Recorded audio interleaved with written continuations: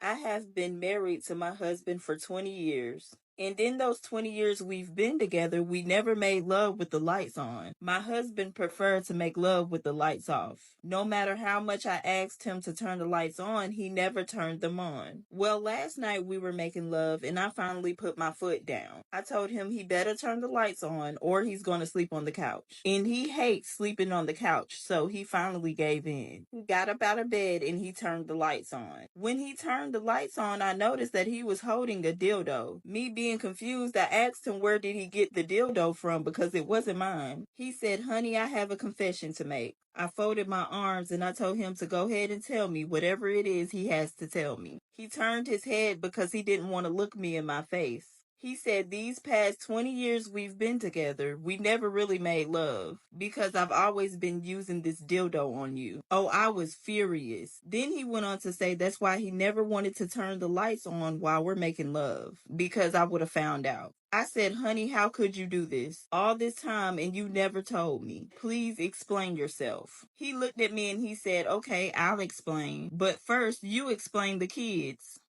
I used to work at a pet store, and one day this lady came in and told me she was really lonely and she needed a pet to keep her company. So I pointed out a parrot because it can talk to her. Anyway, she really liked the parrot, so she bought it and took it home. So the next day, the same lady came back to the pet store and she told me that her parrot wasn't talking to her yet. And I tried to help her out by giving her a little ladder for the parrot's cage. I told her that the parrot would love climbing the ladder and then he'll talk. So she bought the ladder and then she took it home. In the very next day, the same lady came back again. She told me that the parrot still hasn't said a word. So this time I gave her a little mirror that she could hang at the top of the ladder. I told her that the parrot would climb the ladder and look in the mirror and then he'll talk to you. So she bought the little mirror and then she went home. But the next day, the same lady came back to the pet store. And this time she told me that she was feeling a little bit discouraged. She told me that the parrot still won't talk to her. So I started thinking, and then I gave her a little bell to hang over the mirror. Then I told her that the parrot would climb the ladder, look in the mirror, and then ring the bell. And this time I'm pretty sure that he'll talk to you. She told me that she'll give it a try, so she bought the bell and took it home. The next day, the same lady came back to the pet shop, and this time she looked very stressed. So I asked her what was wrong, and she told me that the parrot had passed away. I was so shocked, and then I told her that I was sorry for her loss. And then I asked her, did the parrot say anything to her before it passed away? And she told me before the parrot passed away, he only said one thing. So I asked her, what did he say? The lady told me that the parrot said, "Doesn't that store carry any food?"